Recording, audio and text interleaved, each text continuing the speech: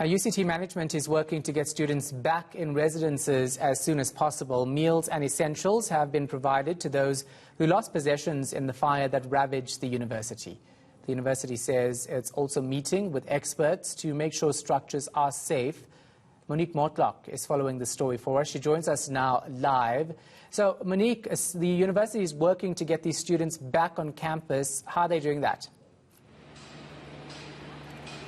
Yes, Shahan, we've been seeing it firsthand here at UCT's upper campus, which was the site of most of that damage. And I'm going to ask my colleague Crescendo just to show you what's happening behind me. We are standing in front of the Jagger Reading Room, which is part of UCT's library. This historic building, as you can see, this is all that's left of it. In fact, as you mentioned a little earlier, as we were getting shots right at the top, if I don't know if you can see it, but right at the top, firefighters actually had to put out a smouldering section, because what seemed to have happened is as they were moving the debris and trying to clear some things, smoke just started emanating from it, and we were informed by the engineer, because we were going to go inside to take a look at what it looks like inside, and we were then informed by the engineer it's not safe for anyone to go inside except for the experts, which you can see over there.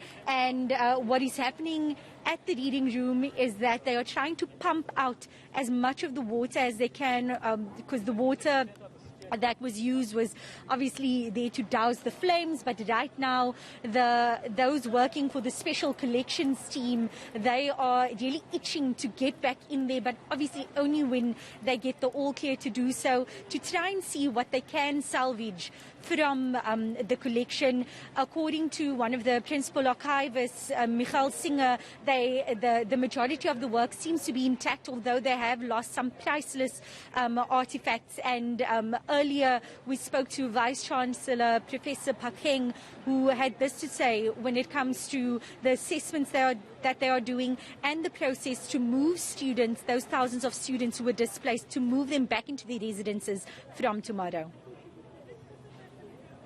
At the moment, we know the buildings that have been damaged. We have a sense of what the damage is, and also which buildings are suitable for occupation now. And that is why we are working on bringing the students back onto campus starting tomorrow morning. We're hoping that by the end of tomorrow, everyone is settled in residence and they can settle down so that Monday we can start the academic program. So tomorrow we'll make sure that the students from Fuller and Smarts get their belongings. We are busy organizing accommodation for them where they will stay on until their residences have been fixed. Of course, Fuller is much more damaged than Smarts, and so we want to make sure that they are comfortable, but they need to come and collect their stuff tomorrow. And we checked today, by the way, that it will be safe for people to walk in. We didn't want them to come in and then things fall on top of them. We needed to make sure that it's safe to walk in and they can collect their stuff from the rooms. We also understand that students lost a lot of learning material in that fire. How are they working on retrieving that?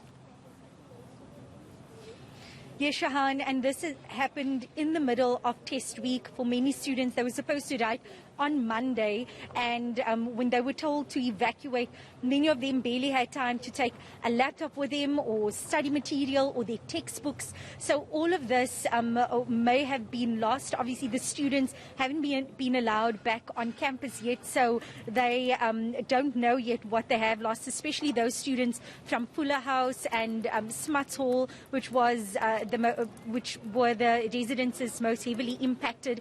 Earlier, when we were at the Graduate School of Business, where donations are being dropped off and students are sorting through them, we spoke to one of the SRC's representatives, and this is what he had to say. Essentially, we're going to be looking into more long-term donations now, especially for the Fuller Hall residence, which was very badly damaged, and students have lost a lot of their learning materials, a lot of their everyday essentials.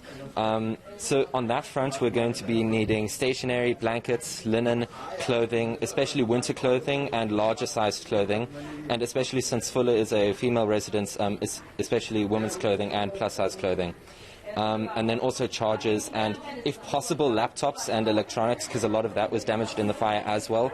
And given the COVID context, we are doing a lot of physically distanced learning, and so we need online capabilities for that. and then also textbooks, if at all possible. If textbook manufacturers could reach out to us, and then also if maybe past students and alumni could donate their textbooks.